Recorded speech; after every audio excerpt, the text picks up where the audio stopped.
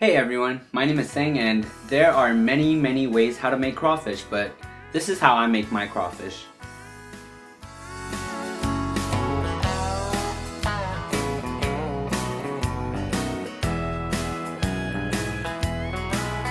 Take the crawfish out of the sack and put them in the tub. Rinse them good, real good, that's enough. Fill the pot to the line. Alrighty guys, before we begin, we need to prepare our ingredients.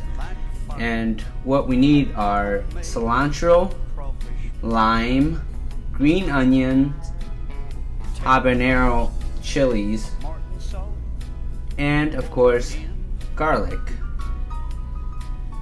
Keep an eye on the water till it's boiling. Our good friend Ali here is our main ingredient, and he is made up of red curry. You can buy that at almost any convenience store out there. I'm adding vegetable oil so I can fry the garlic for a richer flavor. A big crawfish boil. We're gonna pass a real good time, y'all. Down on the bayou. I fry the garlic until it turns into a golden brown color. And then the next step is to put water in. And I stir that until it comes up to a boiling point. Now we gotta put in Ali.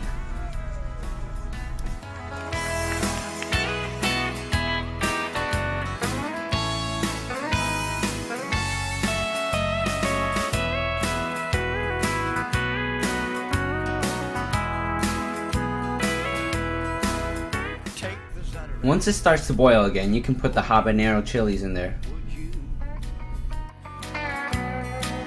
Put in the onions, potatoes, and lemons too.